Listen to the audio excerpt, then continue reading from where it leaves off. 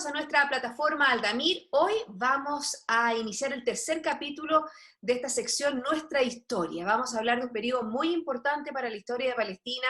Hablamos de la partición en 1947 y de la Nakba de 1948. Por ello, hoy nos acompaña Kamal Kumsille. Él es profesor del Centro de Estudios Árabes Eugenio Chaguán de la Universidad de Chile. ¿Cómo estás, Kamal? Bienvenido. Hola, Paulina, ¿cómo estás? Muy bien, vamos a hablar de un periodo muy importante, el año 1947. Vamos al contexto histórico. Los británicos abandonan Palestina en mayo del 48, 15 de mayo de 1948, un día después de la proclamación del Estado de Israel sobre Palestina. Pero una vez finalizada la Segunda Guerra, entra en choque. A ver, aquí habría que recapitular, ¿cierto?, lo que han visto quizás en las cápsulas anteriores, ¿no? Lo que implica la Declaración Balfour y el desarrollo del mandato británico sobre Palestina, donde la política británica sobre la región árabe y en particular sobre Palestina estuvo siempre sostenida sobre contradicciones, cuando ellos les prometían una independencia en los territorios árabes una vez finalizada la Primera Guerra, pero por otro lado estaban ideando, ¿cierto?, con los acuerdos Sykes-Picot, la política de mandatos sobre la región. Y sobre Palestina pesa, ¿verdad?, la contradicción de que para Palestina la Liga de las Naciones designa un mandato de clase A,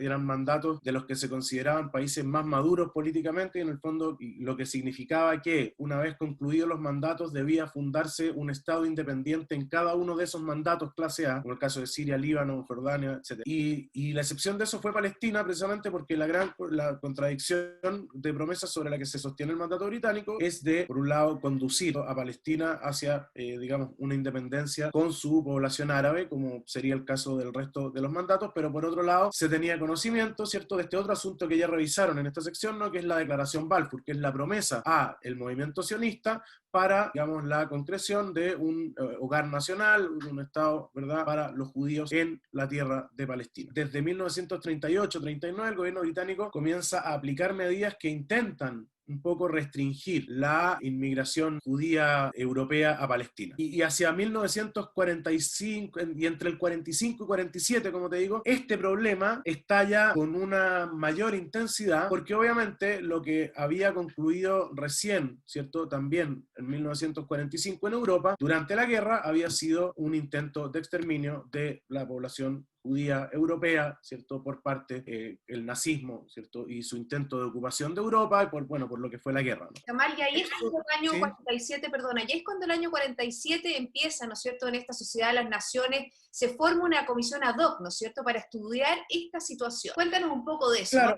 ¿no? ocurren varias cosas en paralelo, justamente. En mayo, ya obvio, está convulsionado en el terreno el asunto, como lo estoy describiendo, digamos, ¿cierto? Y entonces el gobierno británico siente que no puede, digamos, abordar este asunto, ¿cierto? Y endosa el problema a Naciones Unidas, y Naciones Unidas entonces forma una comisión ad hoc, un comité especial para la situación en Palestina, que debía, ¿cierto?, investigar la situación e informar dando recomendaciones. Durante este tiempo pasan cosas, ¿verdad? Atentados en contra de posiciones británicas por parte de milicias sionistas, hay una mayor presión, ¿cierto? El gobierno británico ha declarado que, a pesar de el problema de los refugiados judíos en Europa, continuará, ¿cierto?, aplicando política de restricción de migraciones, ¿cierto? Y en junio de 1947, colaboración estadounidense, porque es un ex barco comercial estadounidense llamado el Éxodo 47, Exodus 1947,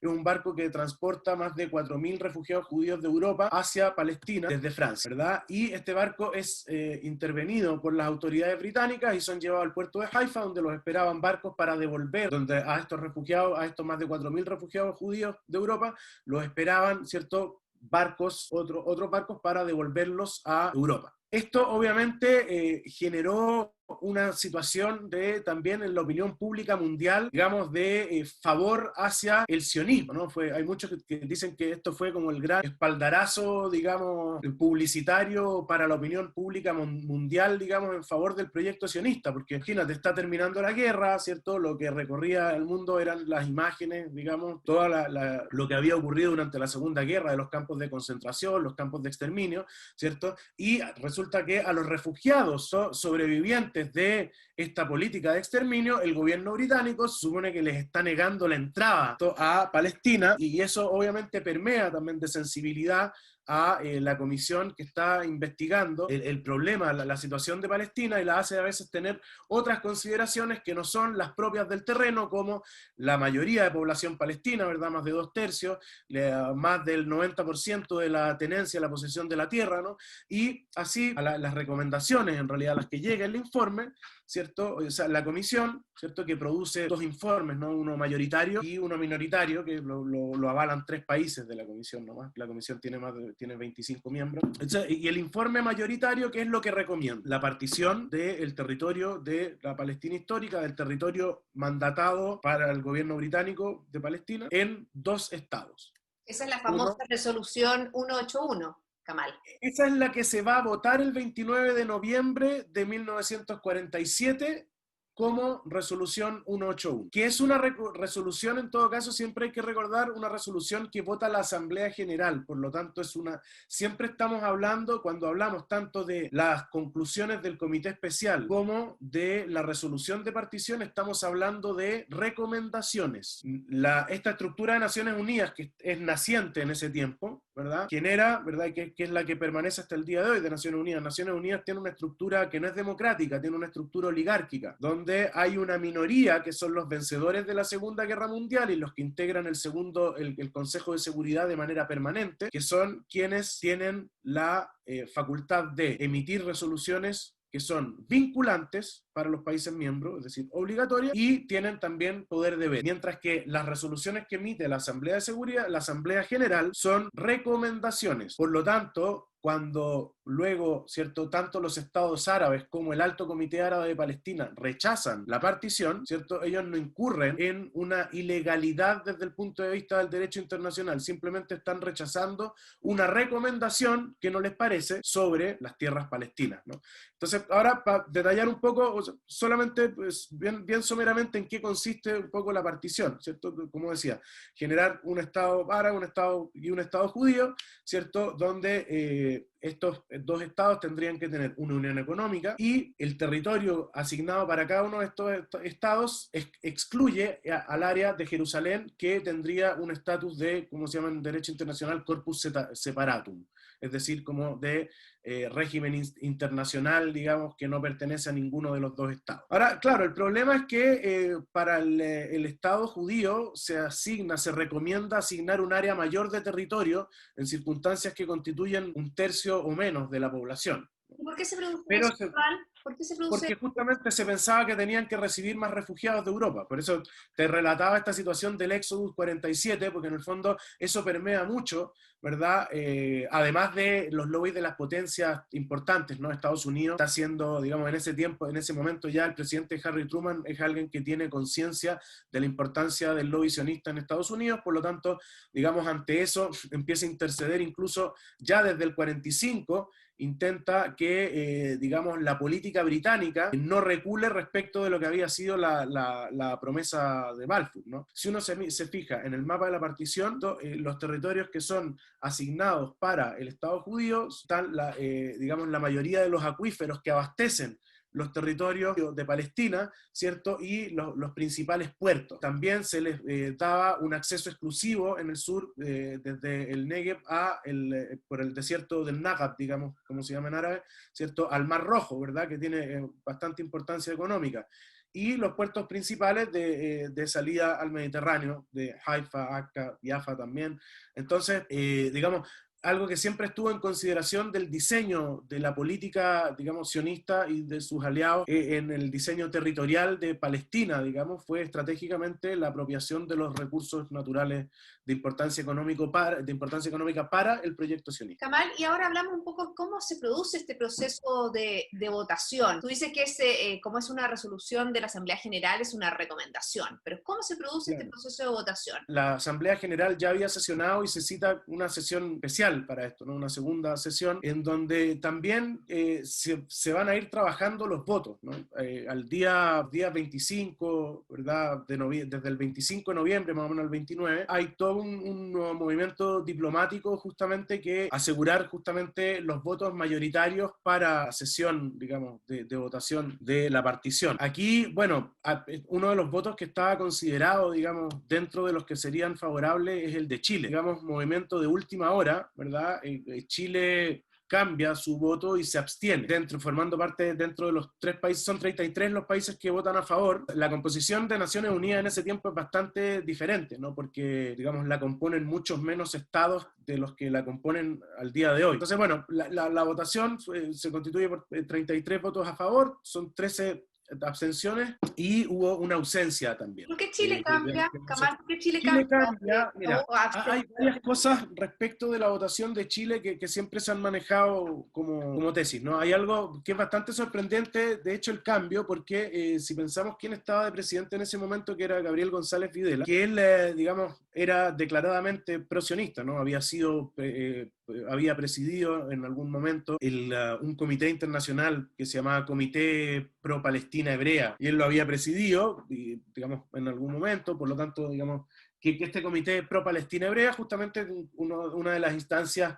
de apoyo internacional que genera el movimiento sionista para, ¿verdad?, el respaldo internacional a su proyecto en Palestina. ¿Qué es lo que ocurre en Chile? A ver, de hecho, esta decisión, el 25 de noviembre, en la primera sesión que había tenido, en la sesión que había tenido digamos, la Asamblea General de Naciones Unidas, el representante de Chile en la Asamblea anuncia que Chile votará a favor de la partición. Eso lo anuncia en Naciones Unidas días antes, ¿no? Pero también por esos días, ¿no?, sale una declaración del Partido Agrario Laborista, que era el partido de Carlos Ibáñez del Campo. Ese partido tenía algunos militantes que eran de la colectividad árabe, palestina, ¿no?, pero en particular, o sea, en general árabe, ¿no?, porque eran sirios, jordanos, como Marco Antonio Salum, Alejandro Ales, y obviamente se piensa que ellos ejercieron presión porque también, digamos, hay testimonios de ellos mismos, digamos, de esa época, de que hubieran organizado charlas o foros, así lo atestigua el mismo Alejandro Ales en memorias de él, digamos. Bueno, esto fue altamente reprochado por miembros, digamos, por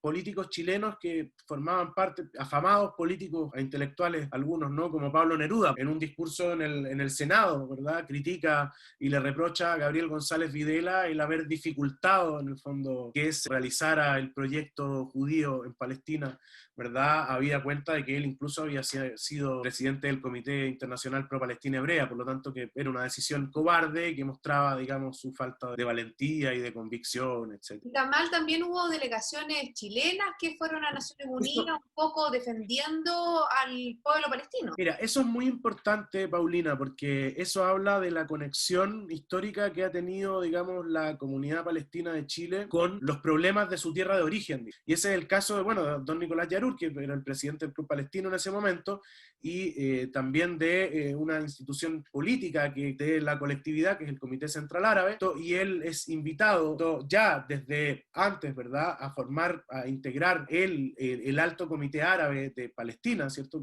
y el gobierno, digamos, y a tener relaciones con el gobierno palestino en el exilio. Eso es un hecho muy importante, muy significativo, digo, para los palestinos de Chile, ¿no? El hecho de que su máximo dirigente de esa época haya formado parte de la delegación árabe en Naciones Unidas para la defensa de la posición palestina. Eso no es para nada menor, es muy importante. Vámonos, ya tenemos en el año 47, se aprueba por 33 votos a favor la partición de Palestina, y después vienen otros hechos importantes, que ya hacia el año 48 es cuando se proclama, ¿no es cierto?, el Estado de Israel, y comienza una nueva Nakba, porque la verdad es que la Nakba comenzó el año 1917 con la Declaración Balfour, tal como lo vimos con Rodrigo Carni. La guerra empieza antes de la proclamación del Estado de Israel. Los sionistas, las milicias sionistas tenían un plan, ellos diseñan un plan, ¿verdad?, muy minucioso para digamos, la conquista, en el fondo, de Palestina, excediendo evidentemente los límites de lo que le asignaba la partición como recomendación incluso,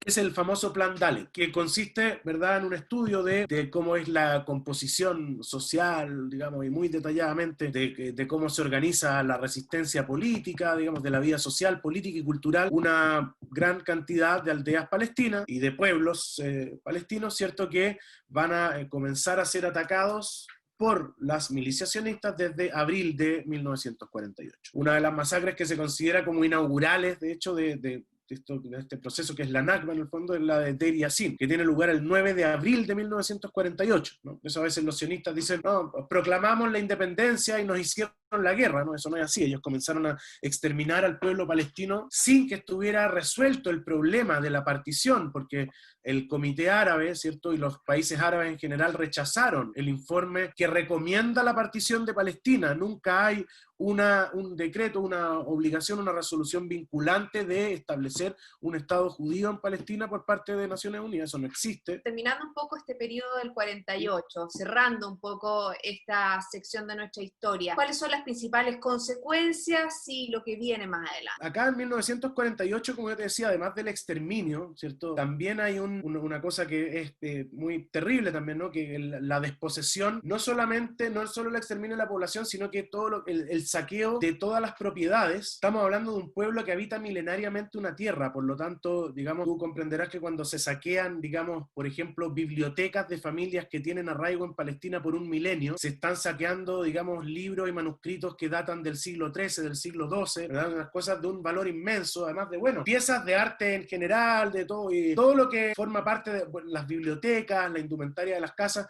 todo eso es saqueado. Recientemente un historiador israelí publicó, digamos, un libro que es específico sobre eso, ¿no?, sobre el saqueo el saqueo sionista de las propiedades árabes mientras estaba teniendo lugar la Nakba en 1948, las masacres, que aquí no hay que olvidar, digamos, se hacen desaparecer casi 500 aldeas palestinas, ¿no?, que después, digamos, son reforestadas, se construyen parques sobre ellas o se construyen nuevas ciudades judías, digamos, colonas, ¿no?, que es una cosa que es bastante terrible. Aquí, ¿cuál es la consecuencia, no? Más de la mitad de la población palestina es expulsada y exterminada. Una parte, digamos, el naciente Estado de Israel recién proclamado se extiende sobre un 78% del territorio de la Palestina histórica. El resto de los territorios, ¿verdad?, lo que hoy día conocemos como Cisjordania, como la Cisjordania, la ribera occidental del Jordán, queda bajo una custodia jordana, que luego después el reino de Jordania anexa ese territorio, y por otro lado la Franja de Gaza queda bajo un gobierno también provisorio egipcio hasta 1967, ambas van a ser ocupadas por el Estado de Israel en 1967. Esto no es una simple derrota, ¿no? Lo que ha ocurrido en 1948 no es una simple derrota, es una calamidad, una gran catástrofe, que dimensionarla como tal, ¿no? Esto es una derrota, ¿verdad? Porque, en el fondo, esto lo que significa no es solamente la apropiación sionista de Palestina, sino que es una frustración para, digamos, el mundo árabe moderno en formación como totalidad. Lo que muestra, finalmente, la derrota de 1948 es que los árabes no se han liberado del yugo colonial y que son incapaces de generar proyectos modernizadores por sí mismos sin la frustración por parte de potencias coloniales extranjeras. Y esto es una consecuencia muy importante que después genera un cambio, digamos, para toda la región árabe durante todo el siglo XX, y no solamente para la región árabe, porque genera desde el mundo árabe liderazgos que van a tener de tremenda importancia para todo el movimiento tercermundista en la segunda mitad del siglo XX, como es el caso de Gamal Abdel Nasser. La aparición de Gamal Abdel Nasser en Egipto con la revolución de los oficiales libres y su liderazgo a nivel árabe no se comprende sin la catástrofe de 1948. Y eso uno lo atestigua, digamos, leyendo las propias memorias de Gamal Abdel Nasser. Él comienza su libro, La filosofía de la revolución, cuando argumenta de por qué, digamos, lleva a cabo una revolución. Uno de sus primeros motivos es la lección que nos han dado los sionistas, dice, en 1948. Así tal cual, ¿no? Entonces, digamos, toda esa emergencia que viene en la segunda mitad del siglo XX en el mundo árabe, ¿verdad?, y su inserción en el movimiento tercermundista internacional no se comprende, ¿cierto?, sin la Nakba de 1948. Y bueno, y respecto de consecuencias, ¿para qué hablar de eso? De las consecuencias desastrosas, digamos, para el pueblo palestino, palestino que han perpetuado una situación de catástrofe, por eso es que hablamos de Nakba permanente, ¿cierto? Que al día de hoy incluso nosotros podemos decir que el pueblo palestino se encuentra en una situación casi peor que la de 1948. Es complejo y es increíble cómo 2 años de historia pueden hacer algo que ha durado ya llevamos más de 70 años con la Nakba. Kamal, un millón de gracias por habernos acompañado en esta sección, nuestra historia, por todo lo que hemos aprendido hoy en un periodo tan corto, 47 y 48. Que estés muy bien, muchas gracias. Gracias a ti, Paulina.